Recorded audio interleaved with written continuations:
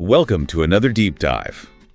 This time, you wanted to know more about Peru, and, well, we did too. Yeah. So we've been poring over all sorts of sources. Maps, historical accounts, you name it.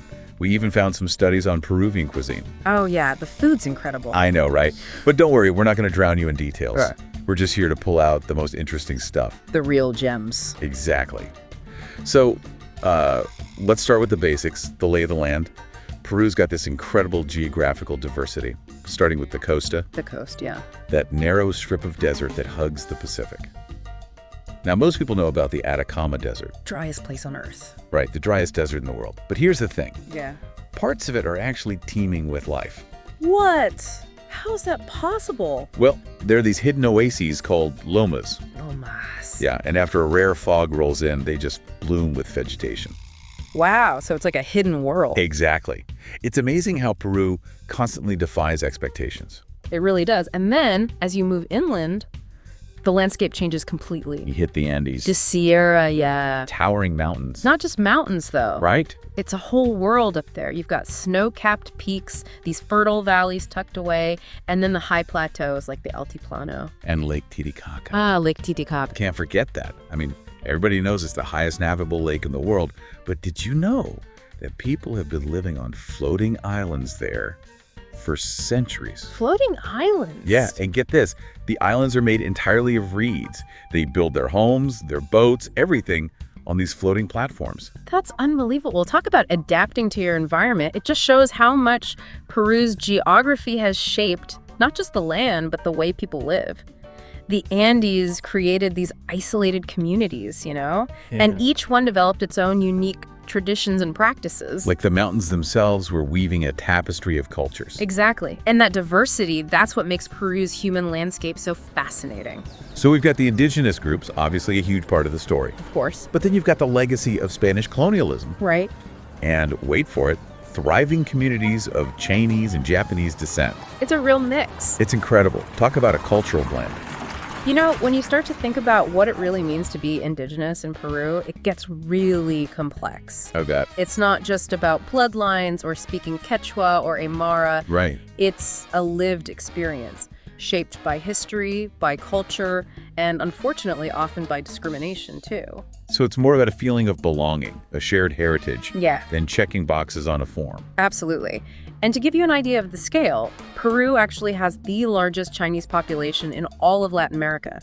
These communities, they're a vital part of Peruvian society, adding another thread to this intricate tapestry. And speaking of unexpected threads in that tapestry, there are even communities with German and Austrian roots. Oh, yeah. Gozuzo and Oxapampa, it's like stepping back in time. I know. German and Austrian colonists founded these towns in the 19th century. And they've actually managed to preserve so much of their European heritage, even in the middle of the rainforest. It's wild. It really shows how Peru just never stops surprising you. I'm ready for more surprises. Let's rewind the clock a bit and dive into Peru's history. We're talking pre-Columbian civilizations, empires, conquests, the whole shebang. All right, buckle up. It's going to be a wild ride. Okay, so before the Incas even, there were these other powerful civilizations in what's now Peru, like the Nazca, with those mysterious lines etched into the desert. Those lines are mind-blowing. You can't even really see them properly unless you're in the air. And we still don't know for sure what they were for. Really? Were they astronomical markers? Pathways for some kind of religious procession? Messages to the gods? Nobody knows for sure. It's a puzzle that keeps archaeologists up at night. Makes you realize how much we don't know about the past. Then you've got the Chimu, with their incredible capital city of Chan. Chan was massive, the largest adobe city in the world. But it wasn't just big, it was well planned. Palaces, temples, they even had water management systems and walled gardens to create little oases right in the middle of the desert. So they were amazing builders and gardeners, talk about a multi-talented civilization. But like you said earlier, history isn't always sunshine and roses. Right. I read about the discovery of those child sacrifices at a Chimu site. Yeah, it's a chilling reminder that ancient cultures weren't always peaceful utopias. Those sacrifices, they were probably done to appease the gods during some kind of crisis. It shows a darker side to the Tumu. Definitely complicates our understanding of them. But speaking of powerful empires, we can't forget the Incas. The Incas, yeah. Their rise to power in the 15th century is one of the most remarkable stories in history. Absolutely. They went from this relatively small kingdom in the Cusco Valley to controlling the entire Andes region. It's incredible. Well, I know. They had this sophisticated government, a vast network of roads, and their architecture. I mean, look at Machu Picchu. It's still standing. It's awe-inspiring. It really is. So from humble beginnings, they became this force to be reckoned with. But as with all empires, their reign came to an end. Right. And in the case of the Incas, it was pretty dramatic. It was. The arrival of the Spanish conquistadors in the 16th century changed everything. Pizarro. Yeah, Francisco Pizarro. He and his men, they had superior weapons, a thirst for gold, and they clashed with the Incas, ultimately leading to their downfall. It's a story of conquest, but also a story of clashing worldviews.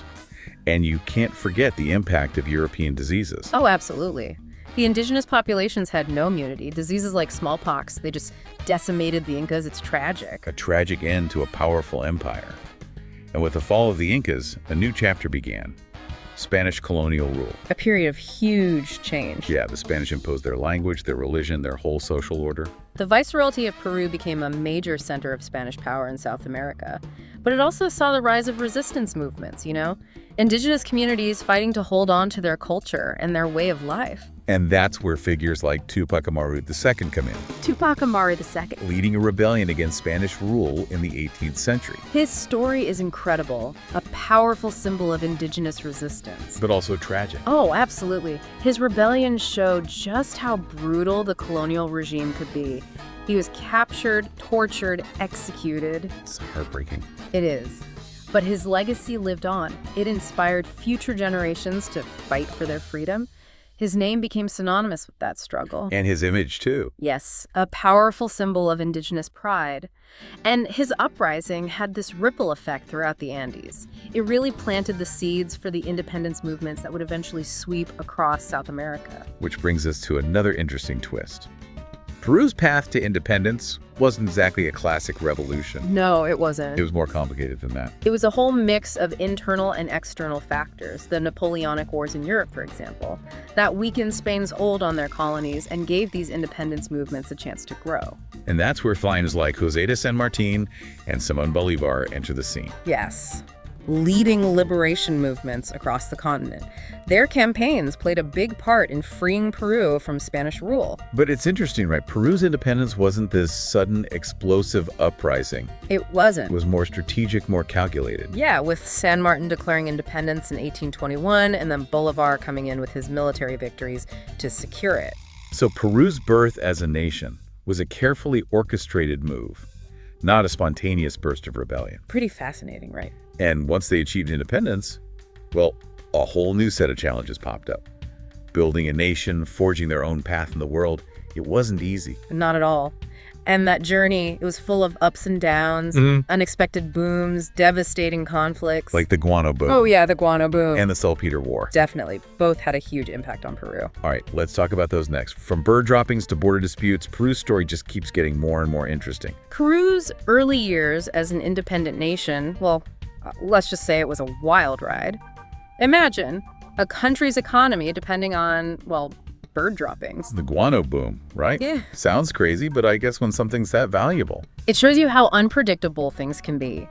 In the mid-19th century, guano, basically seabird poop, became this global commodity. Farmers in Europe and North America, they were desperate for it, used it as fertilizer. And Peru, well, Peru had mountains of the stuff. All thanks to the dry climate and those massive seabird colonies on their islands and coastal cliffs. So they struck gold. Or, well, struck guano, I guess. But Yeah. It wasn't just about getting rich quick, was it? This guano boom had a real impact on Peruvian society. Huge impact. That influx of wealth, it funded all these infrastructure projects like railroads, modernized the government, even contributed to the abolition of slavery. For a while there, Peru was riding high. But of course, there was a downside. Couldn't last forever, right? Exactly. Relying on just one export, it made Peru vulnerable. When the demand for guano went down, the economy took a hit. And then came the Saltpeter War, a conflict that really left its mark on Peru. The war with Chile, right, over the nitrate deposits in the Atacama Desert always seemed like such a strange thing to fight over. Yeah, nitrates. Might seem odd now, but back then they were incredibly valuable. Used to make fertilizers, explosives, and the Atacama Desert. Well, it had tons of them. But the conflict was about more than just resources, It was tied up in these deeper rivalries between Peru, Bolivia, and Chile, this struggle for power in the region. So controlling those nitrates meant controlling the Pacific coast, controlling the economy. Exactly. And for Peru, well, the war ended in a crushing defeat.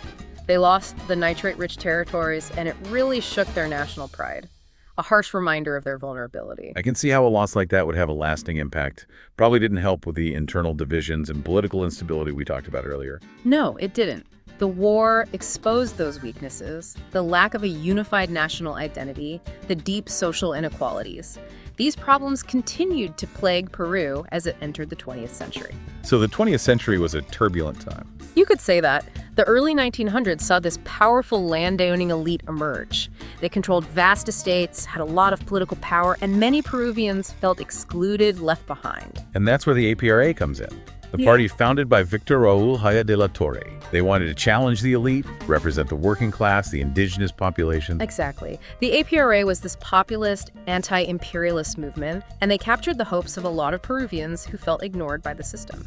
But their journey was full of obstacles. They faced repression, were even outlawed for periods, accused of inciting violence. So a powerful force, but not without controversy. Right. And as the century went on, things got even more turbulent. Military coups, authoritarian regimes, and then the emergence of the Shining Path, a Maoist guerrilla group. It was a dark period for Peru, full of violence and instability. The Shining Path was particularly brutal, right? I remember reading about their tactics, targeting civilians. It was terrifying. They waged a war against the state, that's true, but their methods were ruthless. They bombed infrastructure, assassinated officials, and they terrorized civilians, especially in rural areas. Their goal was to overthrow the government, create a communist state, but the cost was immense. A dark chapter for sure. And then in the middle of all this chaos, you have Alberto Fujimori rising to power. A controversial figure, to say the least. Fujimori. He came in promising to restore order, fix the economy, and he did crush the Shining Path, brought some stability, but his methods, well, let's just say they were very authoritarian. He basically suspended the Constitution, right? Huh? Shut down Congress, ruled with an iron fist. He did. He was a strong man, no doubt. And he achieved some positive things, but at a cost. Democratic institutions were weakened, human rights were violated. Later on, his government was even linked to corruption and widespread abuses. A stark reminder that even in a crisis, there are lines you shouldn't cross. You're absolutely right. And as Peru moved into the 21st century, they were still dealing with the aftershocks of this turbulent past. Democracy has taken hold, the economy has improved, but there are still challenges: poverty, inequality, corruption. Not progress, but still a long way to go. That's a good way to put it. But even with all these challenges, there's this incredible spirit in Peru, this resilience that you see reflected in their vibrant culture. And speaking of culture, I think it's time we dive into the artistic side of Peru. Let's go beyond Machu Picchu and explore the art, the music, the textiles, the food, all the things that make Peru so unique. Okay, Peruvian culture. I feel like there's so much to unpack there, beyond Machu Picchu, I mean. Oh, absolutely. I mean, look at Peruvian art. It's this amazing fusion of indigenous traditions with European influences. Take the Cusco school of painting, for example. Oh yeah, Cusco school. 17th, 18th centuries, they were combining Catholic religious themes with Andean symbolism, even aesthetics. It's fascinating. So you'd see saints, biblical scenes, but with this distinctly Andean flavor. Yeah, exactly. The colors they used, the clothing, the landscapes, it all drew on Inca artistic traditions. It really shows how these cultures blended during colonial times. Right. And speaking of blending cultures, have you ever seen those retablos?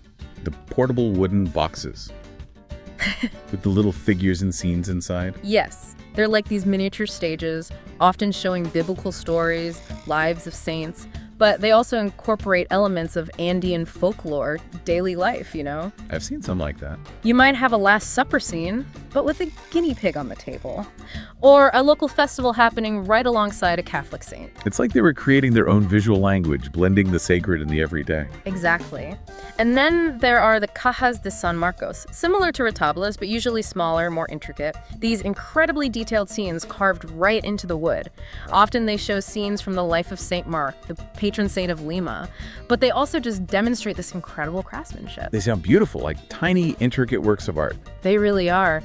And speaking of intricate work, we can't forget about Peruvian textiles. On the textiles, right? Those weaving traditions, they go back centuries. Techniques passed down through generations. I've seen some in museums. The colors, the patterns, incredible. They're stunning. And during the colonial period, these textiles actually became a form of resistance. Really? Yeah, indigenous weavers would incorporate these hidden symbols, messages into their designs. It was a way to preserve their heritage, to express their defiance against Spanish rule. Wow, so they were weaving a secret language into the fabric. Exactly. It's amazing how art can be used for expression, for cultural preservation. And speaking of expressing culture, Peruvian music is another vibrant tapestry. Influences from the Andes, Spain, Africa, even Asia. Well, everyone knows El Condor Pasa, but I'm guessing there's a lot more to discover than just that one song. Oh, so much more. El Condor Paso is iconic, sure, but it's just a glimpse. Traditional Andean music, for instance, it's deeply moving, these haunting melodies played on instruments like the quena and the zampoña. Beautiful instruments. And then on the coast, you have music influenced by African rhythms, Spanish guitars. It's lively, festive. And then in the Amazon, indigenous music using instruments made from natural materials. Each region has its own unique sound. It's like a musical journey through the different landscapes of Peru. It really is. And speaking of journeys, we can't wrap up without talking about Peruvian food. The food, yes. Peruvian cuisine has become so popular internationally, and for good reason. It's this incredible fusion of flavors, ingredients, reflecting all of Peru's history and cultural diversity. I've heard so much about it. Where do you even begin with Peruvian food? What are some of the must-tries? Oh, there are so many. Ceviche, that's a classic, of course. Fresh raw fish cooked in citrus juices. I love ceviche. It's refreshing, so flavorful. Then there's lomo saltado, a stir-fry with marinated beef, soy sauce, onions, tomatoes, ají amarillo, peppers. Sounds amazing. Savory and spicy. And if you're looking for something comforting, you have to try ají de gallina. What's up? It's a creamy chicken stew made with ají amarillo peppers, walnuts, milk, served over rice, ultimate comfort food. And of course, no culinary exploration of Peru is complete without a pisco sour. Ah, the pisco sour. The quintessential Peruvian cocktail. Pisco, lime juice, sugar, egg white, a dash of Angostura bitters. Tangy, frothy, delicious. And what's really interesting is how Peruvian cuisine also has all these regional variations. Each part of the country has its own specialties, its own traditions. So it's like a constant culinary adventure. New flavors to discover everywhere you go. You got it. From the Andes to the Amazon, the coast to the jungle, Peru is a country that truly nourishes the soul and the stomach. Well, we've covered a lot of ground in this deep dive on Peru. Explored the landscapes, the history, the people, the culture. It's a country full of contrasts and complexities. It is. But one thing's for sure, Peru is a place that stays with you. It really does. It challenges your assumptions, surprises you at every turn, and it leaves you wanting more. That's a good way to put it. We hope this deep dive has sparked your curiosity about Peru, inspired you to learn more. This incredible country, it's a testament to human resilience, to creativity, to the power of culture. So keep exploring, keep learning, and let us know what other fascinating things you discover.